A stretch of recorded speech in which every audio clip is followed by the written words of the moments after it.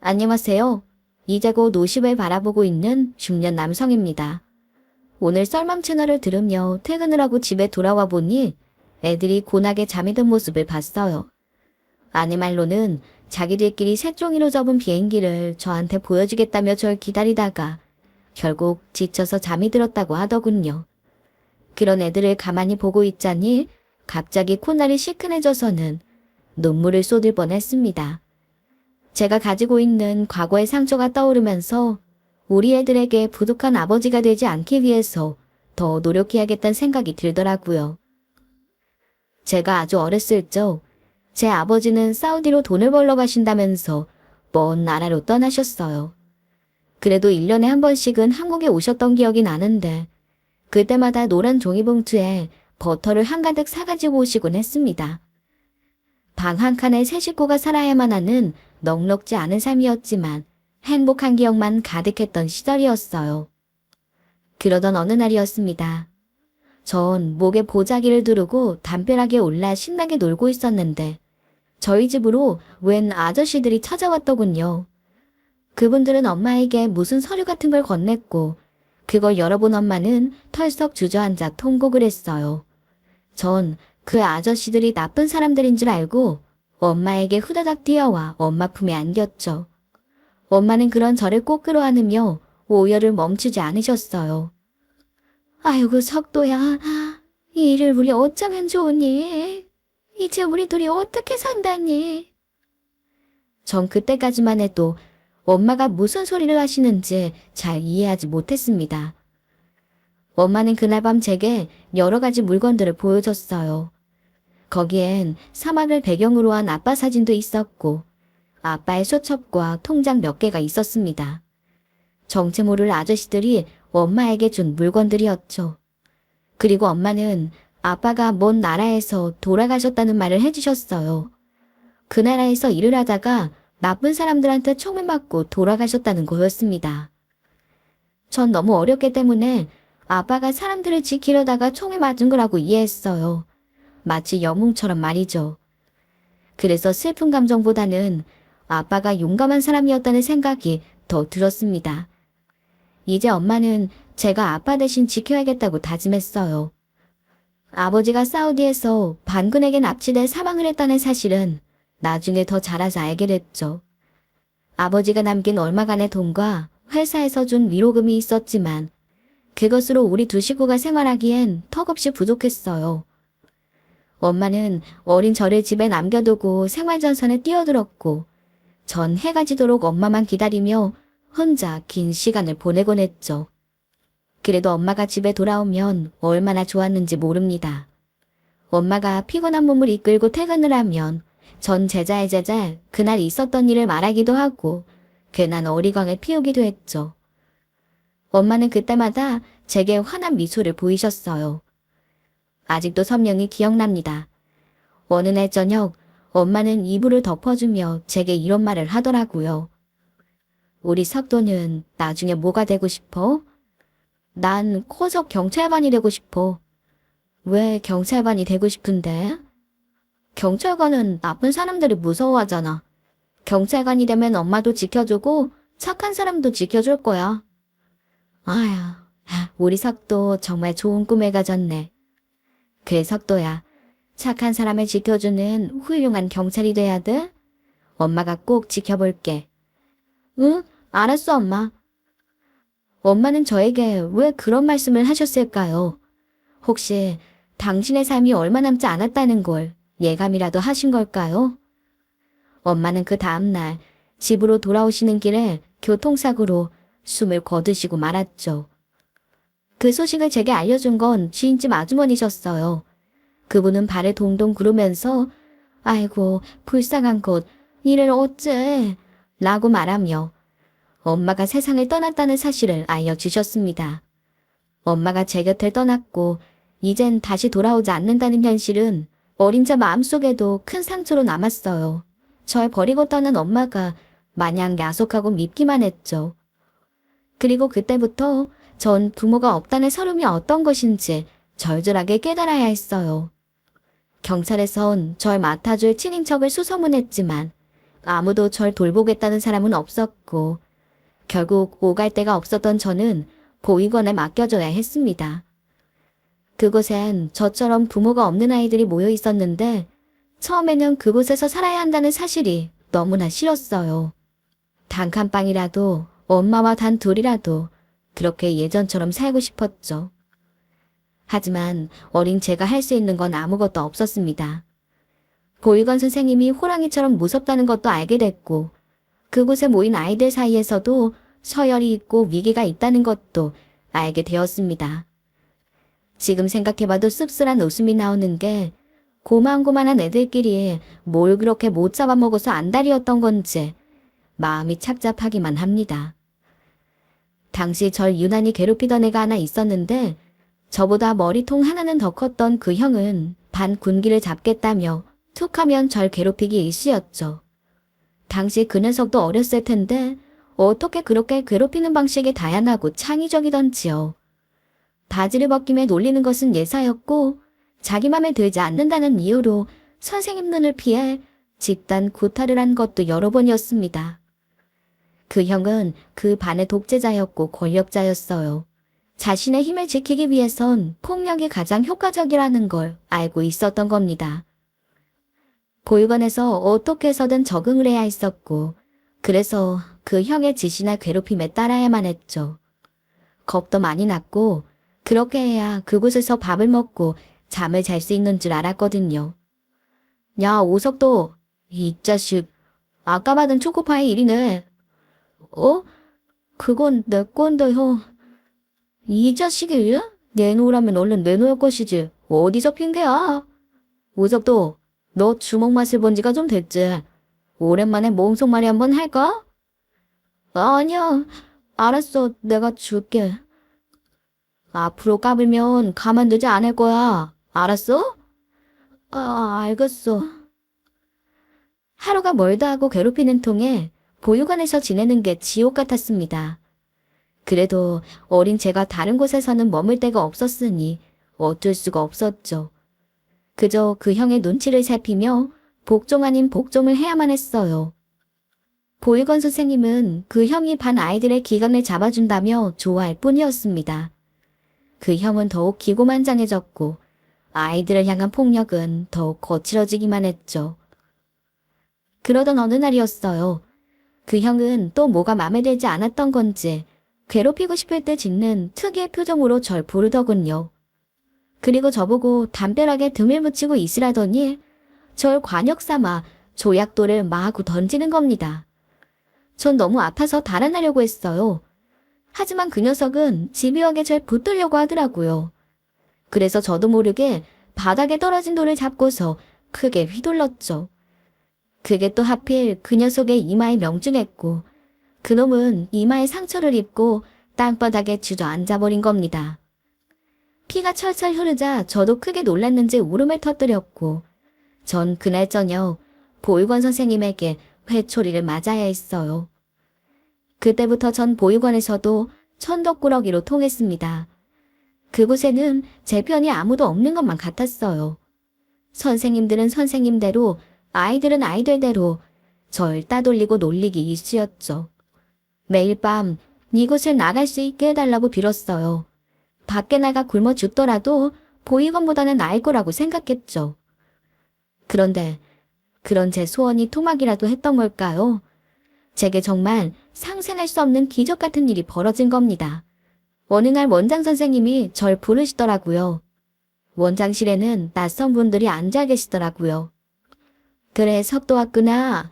어서 이분들한테 인사드려라. 널 데려가겠다는 분들이 오셨어. 안녕, 석도야. 잘 있었니? 혹시 날 기억해? 작년 크리스마스 때 선물 가지고 왔던 아저씨야. 전 무슨 상황인 줄도 모르고 눈만 껌뻑거렸어요. 원장 선생님은 제가 앞으로 그 아저씨네 집에서 살게 될 거라고 하셨죠. 그 말 한마디는 마치 제게 빛을 들이오는 것처럼 느껴졌어요. 아무리 어렸어도 보육원에서 지내다 보면 입양이 뭔지 새엄마 새아빠가 뭔지 알게 됩니다. 그리고 그건 보육원에서 나가 자유로운 삶을 살게 된다는 걸 의미한다는 것도요. 보육원에 꾸준히 후원을 하셨던 그분은 절 오래전부터 눈여겨보고 있었고 오랜 고민 끝에 입양을 결정한 것이었어요. 그렇게 전 그 부부에게 입양이 됐고 그제야 보육원을 나갈 수가 있었습니다. 보육원을 나가게 되던 날 저를 그렇게 부러운 눈빛으로 보던 그 형의 표정을 잊을 수가 없네요. 알고 보면 그 녀석도 보육원 삶이 행복하지 않았던 겁니다. 석도야, 이제 여기가 우리 집이다 생각하면서 살자. 우리가 엄마 아빠가 돼줄 테니까 남들처럼 학교도 다니고 배불리 먹으면서 우리랑 살자. 알았지? 네, 감사합니다. 엄마. 와, 엄마? 아휴, 석도 너한테 엄마 소리 들으니까 너무 좋구나. 고맙다, 고마워. 새엄마, 새아빠는 무척 친절하셨어요.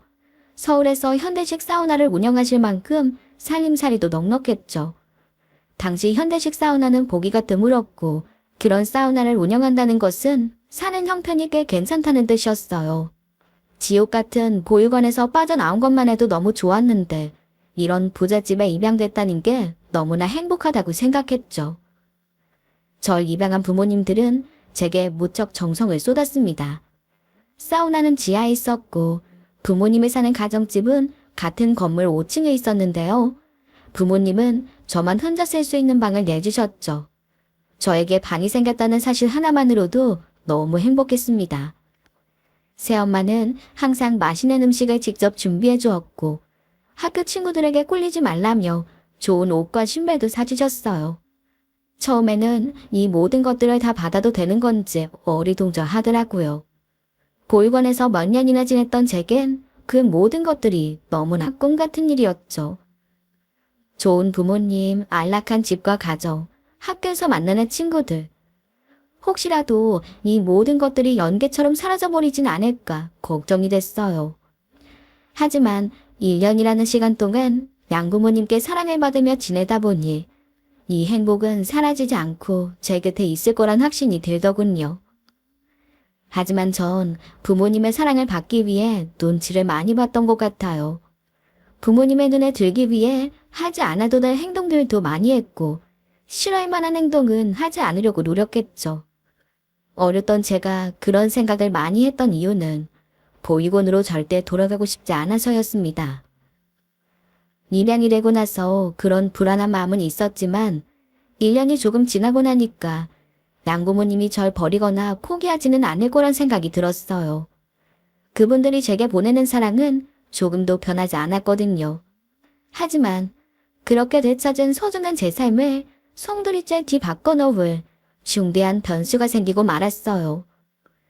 전 어느 날 새벽 화장실에 가고 싶어서 거실에 나왔다가 안방에서 들려오는 양부모님의 대화 소리를 우연히 듣고서 그 사실을 알게 됐어요. 어떻게 이런 일이 있을 수 있는지 모르겠네요. 다시는 애를 갖지 못한다고 했는데 갑자기 임신이라니. 여보, 이거 좋은 거 맞죠? 그럼 당연히 좋은 일이지. 이건 하늘에서 애타게 아이를 기다린 우리한테 복을 내려주신 거야. 세상에 우리한테 아기가 생기다니 정말 믿어지지가 않아. 당신 말대로 하늘에서 기적을 내려줬나 봐요. 의사 선생님도 제 나이에 아이가 생기는 건 정말 드문 일이라고 하시더라고요. 여보, 드디어 우리한테도 애가 생겼어요. 이 모든 게 너무 꿈만 같아요. 그러게나 말이야. 빨리 이 기쁜 소식을 어른들한테 알려야지. 어머니가 엄청 좋아하시겠어. 네, 그러자고요. 근데 여보, 그럼 이제 석도는 어떻게 해요? 응? 석도? 우리한테 아이가 생기지 않는 걸로 알고 석도를 입양한 건데 앞으로 우리 애가 태어나면 석도를 어떻게 보느냐고요. 그거야. 석도한테 동생이 생겼다고 생각해야지. 석도도 우리 자식이잖아. 석도가 어떻게 우리 자식이에요? 법적으로는 자식이지만 친자식이 아니잖아요. 제가 배 아파서 낳은 자식이랑 같아요? 그리고 솔직히 우리의 인생에서 석도가 있는 게 좋을 게 하나도 없잖아요. 애를 데리고 와서 키운 지가 1년이 넘었는데 그럼 어떡해? 설마 파양이라도 하자는 거야? 글쎄요. 저도 너무 갑작스러워서 뭘 어떻게 해야 될지 모르겠지만 이제 상황이 달라진 건 맞잖아요. 지금 이런 상황에서 우리한테 석도가 필요하겠어요? 전 잘 모르겠네요. 당신 말이 무슨 뜻인지는 알았어. 하지만 너한테 키운 정이 있는데 그렇다고 석도를 포기할 순 없잖아. 일단 이 문제는 차분하게 다시 생각해 보자고. 혹시라도 석도한테 지르면 안 돼. 알았지? 네, 알겠어요. 저는 양부모님의 대화 소리에 큰 충격을 받았습니다.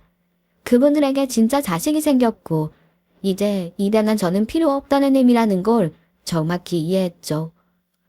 전 제 입을 틀어막고 방으로 들어가 이불을 뒤집어 썼어요. 콩닥콩닥 뛰는 심장 소리가 양부모님에게 들릴까봐 두려웠죠. 정말 절망적이었습니다. 이제야 겨우 따뜻한 보금자리를 찾았는데, 이제 겨우 제가 길에 수 있는 분들을 찾았는데, 제가 쫓겨날지도 모른다는 생각에 몸이 달달 떨렸어요. 다시는 보육원으로 가고 싶지 않았습니다. 그곳에는 절 잡아먹으려고 안다니는 사람들이 가득했어요. 어떻게 해서든 파양되지 않고서 양부모님 곁에 있어야 된다고 생각했죠. 전 학교를 마치자마자 시아빠가 계시는 사우나로 달려갔어요. 친구들과 노는 것도 다 뿌리치고 숨이 턱에 차오를 만큼 멈추지 않고 불이 나게 뛰었습니다. 학교 끝났으면 집에 올라가지 않고 여긴 웬일이냐? 저 아빠 일을 좀 돕고 싶어서요. 목욕탕 청소도 하고 음료수도 팔고 뭐든 돕고 싶어요. 아이고, 아버지를 돕겠다는 생각은 기특하지만 그건 됐다. 목욕탕에서는 네가 도울 일이 별로 없어. 아니에요. 제가 지난번에 얼마나 많이 도왔는데요. 수건도 잘 모아서 옮겼고요. 사우나 청소도 제가 했어요. 아빠, 저 정말 잘할 수 있으니까 한번 맡겨보세요. 제가 진짜 아빠를 돕고 싶어서 그래요. 괜찮다고 해도 그런다. 그냥 집에 가서 숙제나 하고 TV나 보고 있어. 학교에서 부모님 돕기가 숙제란 말이에요. 저 지금 숙제하려고 하는 거예요. 그러니까 돕게 해주세요. 네? 참. 그래, 알았어. 새아빠는 어쩔 수 없이 목욕탕에서 작은 허드렛일을 시켰지만 전 정말 절박하게 일을 했습니다. 청소부터 시작해서 손님들의 이런저런 심부름까지 새아빠에게 도움이 되고 손을 덜어드릴 수 있는 건 뭐든 찾아서 열심히 했어요. 새아빠는 무리하지 말라며 절 만류했지만 전 하나도 힘들지 않고 오히려 재밌다는 거짓말을 해가며 목욕탕 일을 도왔어요. 그게 제가 이 집에서 쫓겨나지 않을 수 있는 유일한 일이라고 생각했죠. 사우나에는 구두 닦기를 하는 직원분이 계셨는데 제가 열심히 일을 하고 있으면 허허 웃으면서 주인집 아들내미가 사우나를 물려받으려고 경영 수업을 한다는 농담을 하실 정도였네요. 석도야, 천천히 좀 해라. 그러다 쓰러지겠다. 너 쓰러지면 사장님이 일 많이 시켰다고 나한테 잔소리 하신다니까. 아니 무슨 애가 저렇게 일을 하는 걸 좋아하노? 아니에요 아저씨. 이 정도는 거뜬해요. 전 그냥 일하는 게 재밌고 좋아요. 근데 아저씨, 저한테 불광 내는 법 좀 가르쳐 주세요. 뭐 불광? 아니, 이젠 코드 닦기 기술까지 배우려고? 허허허허. 이제 웬만한 직원도 우리 석도만큼 밥벌이는 못하겠는데. 기왕 다 할 수 있으면 좋잖아요. 아저씨 바쁠 때 제가 도울 수도 있고요. 그래, 네 말도 맞다. 그럼 일로 와봐. 구두가 눈이 부셔서 신지도 못할 만큼 반짝반짝 빛나게 만드는 법을 알려줄 테니까. 우와, 정말요? 감사합니다, 아저씨. 전 구두 닦기 기술도 배웠고 세신사에게 때 미는 것도 배웠습니다. 배우고 싶어서 배웠다기보단 양부모님에게 쓸모있는 사람이 돼야지 쫓겨나지 않는다고 생각했기 때문이었죠. 전 속으로 열심히 일하는 모습을 보여드리는 게 정말 잘한 일이라고 생각했네요. 하지만 새아빠는 그런 제 모습을 보면서 아무 말씀도 하지 않으셨어요. 작은 책으로 수건이 가득 찬 커다란 가마니를 질질 끌고 다녀도, 얼굴에 구두약이 잔뜩 묻은 채 구두를 닦아도, 너무 졸려서 뜨거운 한장막에서 졸고 있어도 새아빠는 아무 말도 하지 않으셨습니다. 목욕탕에 자주 드나드는 단골 손님들도 어린애가 기특하다며 칭찬 한마디씩을 하는데 말이에요. 제가 매일 빠지지 않고 목욕탕에서 일을 하다 보니까 절 알아보는 손님들도 많아지더군요. 제 이름을 부르며 친근하게 인사를 하는 손님부터 제게 용돈이나 음료수를 사주는 손님까지 많은 분들이 절 기특하게 생각하셨죠. 하긴 자그마한 어린애가 야무지게 일을 하니까 그분들에겐 신기하게 보였을 겁니다. 석도야, 오늘도 어김없이 나왔구나. 학교는 잘 갔다 온 거냐? 네, 안녕하세요. 학교는 당연히 갔다 왔죠. 학교 끝나자마자 바로 온 거예요. 그래. 근데 석도야, 부모님을 돕는 것도 좋지만 학생은 공부에 더 집중을 해야 돼. 그게 부모님을 돕는 거란다. 아저씨가 하는 말 무슨 뜻인지 알지? 네, 잘 알고 있어요. 그래서 학교에서도 졸지 않고 열심히 공부해요. 숙제도 항상 빼먹지 않고 꼭 하고요. 그래. 석도는 워낙 성실한 아이니까 알아서 잘 하겠지. 가서 아저씨 이름으로 바나나 우유 하나 먹어라. 네, 감사합니다. 잘 먹겠습니다. 목욕탕에서 나름 인기 스타가 되었고, 그래서 그런지 새아빠도 일을 그만하라는 말씀을 하지 않으시더군요. 쓸모있는 사람이 되겠다는 제 작전이 먹힌 것만 같았어요.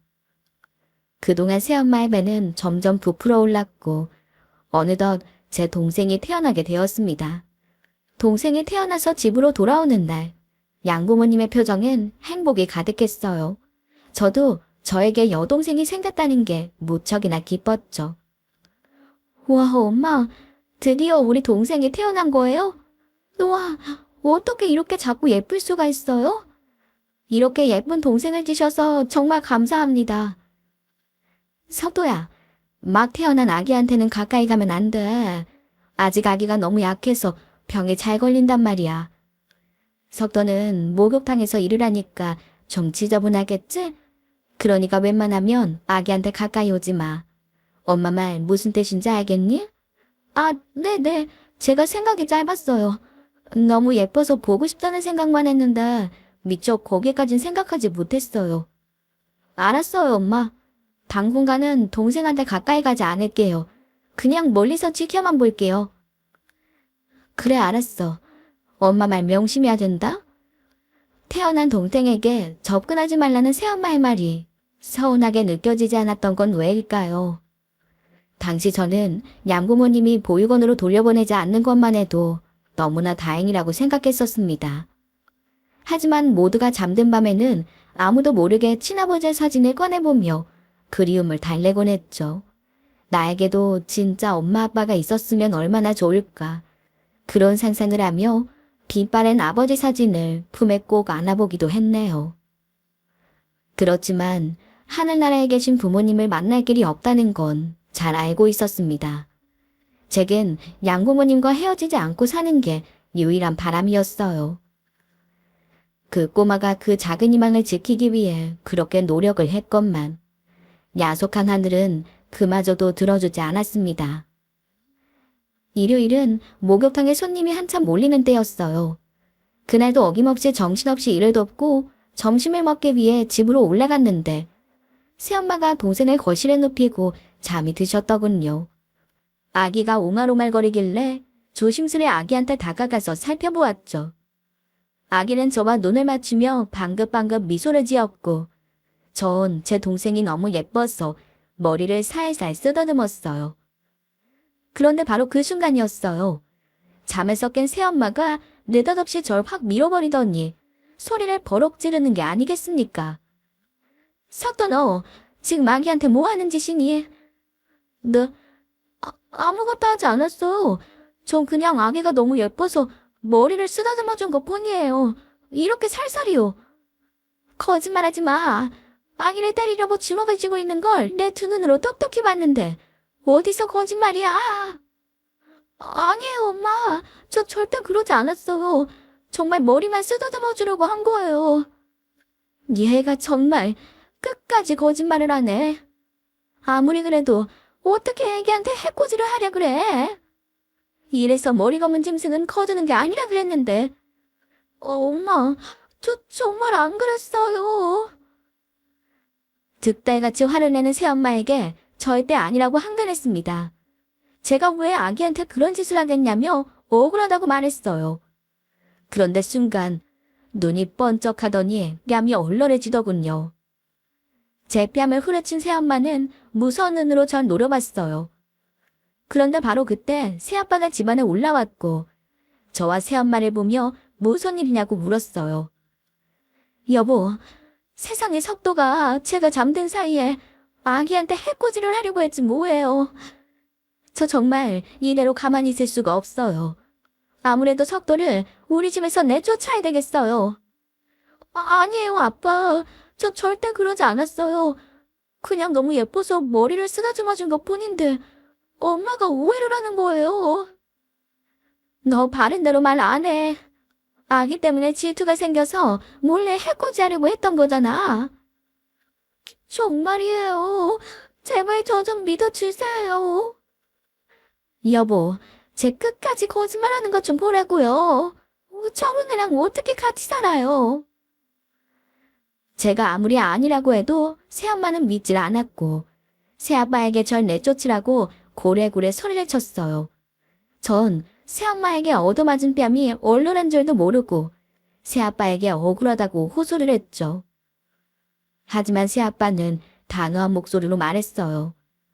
일단 석도는 네 방 안에 들어가 있거라. 엄마랑 아빠가 얘기 좀 해야겠다. 아빠, 전 잘못한 게 없어요. 엄마가 오해를 한 거라고요. 어서 들어가 있으래도 새아빠의 굳은 표정에 뭔가 잘못됐다는 걸 느낄 수 있었습니다. 전 제 방에 웅크려 앉아 제발 이 집에서 쫓겨나지 말게 해달라고 빌고 또 빌었어요. 그리고 그날 저녁 새아빠는 저를 부르더니 밥상에 차린 밥을 먹으라고 하시더군요. 아직도 그 밥상이 기억나요.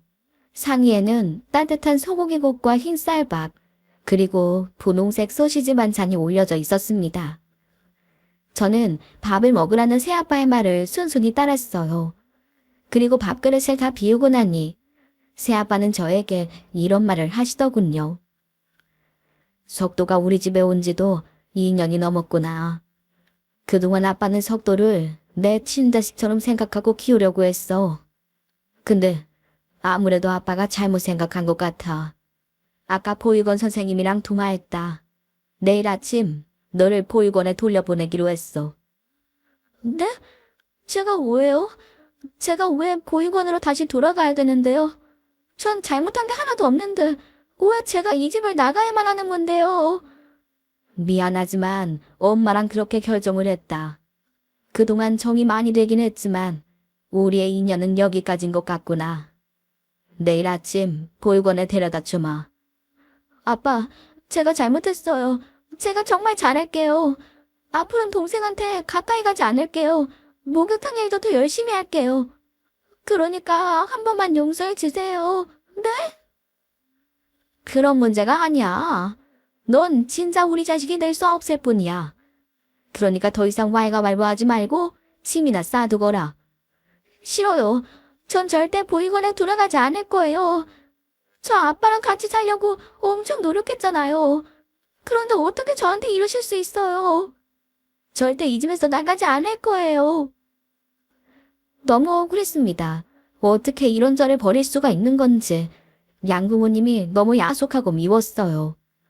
전 목에 핏대를 세우고 새아빠에게 절대 보육원에 돌아가지 않겠다고 소리를 질렀죠. 그런데 바로 그 순간 새아빠의 두터운 손이 제 머리를 사정없이 내리치더군요. 새아빠는 절 흠씬 두들겨 패고는 방 안에 가둬버렸어요. 갇힌 방 안에서 밤새 얼마나 울었는지 모릅니다. 새아빠에게 맞았다는 억울함보다 내일부터 다시 지옥 같은 보육원 생활을 해야 한다는 게 더 두려웠습니다. 전 보육원에 갈 바에는 차라리 길거리에서 사는 게 낫다고 생각했어요. 그래서 전 그동안 모아두었던 얼마간의 돈과 짐을 챙겨서 제 방 창문을 통해 그 집을 빠져나갔습니다. 어두컴컴한 길을 마구 뛰면서 펑펑 눈물을 쏟았어요. 그 어린 나이에 앞으로 어떻게 살아가야 할지 걱정이 되더군요. 하지만 멀리 떠나지 않으면 보육원으로 끌려갈 거란 생각이 들었어요. 전 서울역에서 암흑기차를 타면 멀리 도망칠 수 있을 거라고 생각했죠. 당시 양궁호님 집에서 서울역까지는 버스를 타도 1시간은 걸리는 거리였어요. 그 먼 곳을 밤새 걷고 뛰고 했으니 얼마나 힘이 들었겠습니까? 서울역이 어디 붙어 있는지도 잘 몰랐는데 차도에 붙어 있는 이정표와 지나가는 사람들에게 물어가며 다리가 부러지도록 걷고 또 걸었습니다. 그리고 드디어 서울역에 도착을 했고 전 벤치에 앉아 숨을 돌렸죠. 하지만 얼마나 힘을 뺐는지 그 자리에서 거의 쓰러지고 말았어요. 정신이 반쯤 나간 채로 친아빠의 사진을 품에 꼭 끌어안았죠. 그렇게 얼마나 지났을까요? 누군가 제 이름을 부르는 소리에 눈을 떠보니 제가 아는 분이 눈앞에 계시더군요. 어휴, 석도야. 아저씨 누군지 알아보겠어? 목욕탕에 자주 가던 아저씨야. 누군지 알지? 아저씨. 아니, 대체 네가 왜 여기 쓰러져 있는 거냐? 아저씨가 신고받고 와봤더니 네가 쓰러져 있어서 얼마나 놀랐는지 알아? 석도야, 일단 일어나서 이물 좀 마셔라. 목욕탕에서 절 챙겨주던 단골 손님이 경찰 제복을 입고 계시더라고요. 전 그분이 경찰이라는 걸 그제야 처음 알게 됐죠. 그분이 건네준 물을 벌컥벌컥 들이켜고 나니까 겨우 정신이 들더라고요. 그리고 그분에게 제가 왜 서울역에서 쓰러졌던 건지 사정을 설명했습니다. 원래는 양부모에게 입양이 됐는데 동생이 태어나면서 쫓겨나게 생겼다고 보육원에 가기 싫어서 도망쳤다는 말도 하게 되었죠. 아저씨는 그런 저를 물끄러미 바라보다가 손에 들린 친아빠 사진을 보더니 그게 뭐냐고 물으시더라고요. 전 오래전에 돌아가신 친아빠 사진이라고 말씀드렸어요. 그런데 아저씨가 그 사진을 가만히 보더니 눈을 크게 뜨며 대묻더라고요. 뭐, 이분이 너희 죽은 아빠라고. 아니, 그럴 리가 없는데. 이분은 오 사장님이 틀림없는데. 가만히 있어봐라.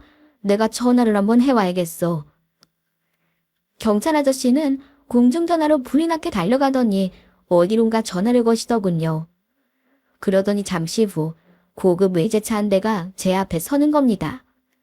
그리고 차에서 내린 한 남자가 눈물을 쏟으며 제게 달려오더라고요. 석도야, 아이고 석도야, 나다 네 아빠. 아빠요? 아저씨가 우리 아빠라고요? 석도야, 내 얼굴 모르겠니? 잘 봐봐. 아빠 얼굴 기억 안 나? 그럴 리가 없잖아요. 우리 아빠는 외국에서 총에 맞아 돌아가셨는데요. 아, 그래. 그건 기억하는 모양이구나. 하지만 이 아빠 죽지 않았어. 이렇게 한국으로 돌아왔잖니. 네, 거짓말이죠? 진짜 우리 아빠 맞아요? 그럼 아빠가 맞지. 석도야 미안하다. 그동안 고생 많았지. 자기가 저의 친아빠라고 주장하던 남성은 절 끌어안으며 오열을 하시더라고요. 전 정신을 차리고 제가 들고 있는 사진과 그분의 얼굴을 대조했습니다. 틀림없었어요. 사우디에서 찍은 사진 속 아빠의 얼굴은 그분과 똑같았습니다. 아빠의 사진에 수도 없이 많이 봤기 때문에 저도 확신할 수 있었어요. 전 몸을 바들바들 떨면서 아빠를 끌어안았어요. 그리고 엉엉 울음을 쏟아냈죠. 알고 보니 아빠는 사우디에서 돌아가신 게 아니라 누군가에게 인질로 끌려가신 거라고 하더군요. 그들은 몸값을 받아내려고 아빠의 회사에 가진 협박을 했고 결국 원하는 대로 되지 않자 죽였다고 했다는 겁니다.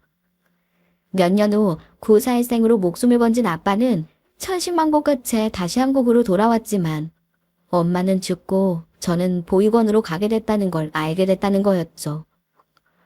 아빠는 절 찾기 위해 물어물어 보육원을 찾아갔지만 그곳에선 저 같은 아이가 보육원에 들어온 적이 없다고 말했다는 겁니다. 추측건데 당시 전 합법적인 절차가 아닌 불법적인 경로로 양부모님에게 입양을 했던 거고, 이를 감추기 위해 친아빠에게 거짓말을 한 것 같았어요. 하지만 아빠는 포기하지 않고 절 찾기 위해서 전국의 보육원을 뒤졌다고 하더군요. 하지만 끝내 찾지 못하고 있었는데 아빠와 친분이 있던 경찰이 아빠의 사진을 알아보고 연락을 해준 것이었어요. 절 잘 알고 있던 목욕탕 단골 손님이 저희 친아버지와도 잘 알던 사이였던 거였죠. 친아빠는 한국에 와서 작은 공장을 차렸고 그 공장은 크게 성공을 거두고 중견업체로 성장한 상태였습니다. 당시 저는 너무 어려서 그런 자세한 사정은 알지 못했지만 나중에 보니 친아버지는 건실한 기업의 사장님이셨죠. 그렇게 친아빠와 저는 오랜 시간을 돌고 돌아 재회할 수 있었습니다. 당연히 전 보육원에 돌아가지 않아도 되었고 친아버지와 살게 되었죠. 만일 제가 서울역에 가지 않았다면 혹은 그 단골 아저씨를 만나지 못했더라면 아마도 친아빠를 만날 길은 없었을 겁니다. 하지만 하늘은 저와 아빠를 다시 만나게 해주었고 전 다시 행복한 인생을 살 수 있게 되었어요. 지금 전 아버지에게 일을 배워 아버지 사업체를 실질적으로 도맡아 운영하고 있습니다. 가끔 이런 생각을 해보기도 합니다. 만약 양부모님 밑에서 꾸역꾸역 살았다면 아마 아직도 전 목욕탕에서 노동을 하고 있지 않았을까요? 친아버지와 재회를 한 후 양부모님을 만난 적이 있습니다. 제가 극적으로 친아버지를 만났다는 걸 양부모님도 알고 계셨어요. 솔직히 친자식이 생겼다고 절 내쫓으려고 했던 그분들이 미웠지만 전 그분들을 만나서 정중히 감사 인사를 했어요. 양부모님이 절 키우는 동안 지옥 같은 보육원의 삶에서 벗어날 수 있었고 동생이 태어나기 전까진 부모님의 사랑을 느낄 수 있었으니까요. 그분들과 이별하는 과정이 가히 아름답진 않았지만 양부모님 덕분에 친아빠를 찾았다고 생각하기로 하고 미운 감정을 지우기로 결심했습니다. 이래서 사람 인생은 끝까지 가봐야 한다고 하는 모양입니다.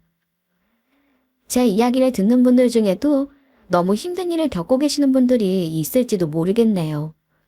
그분들의 아픔과 고통을 제가 이해하긴 어렵겠지만 언젠가는 상처가 아물고 새 살이 돋을 날이 온다는 말씀을 꼭 드리고 싶습니다. 감사합니다. 사연자님의 올곧은 마음씨에 하늘이 감동한 게 아닐까 싶네요. 기적적으로 아버지를 만나게 되고도 그 누구도 어떤 상황도 원망하지 않고 감사함으로 받아들이신 사연자님과 같은 생각, 마음가짐이라면 능히 해내지 못할 일이 없지 않을까 합니다. 앞으로도 지금까지와 같은 선한 마음으로 세상을 바라보신다면 사연자님에겐 더할 나위 없이 아름다운 세상이지 않을까요? 저도 그런 사연자님의 마음 본받아 살아가겠습니다. 사연 보내주셔서 감사합니다. 사연 함께 해주신 여러분들도 좋은 하루 되세요.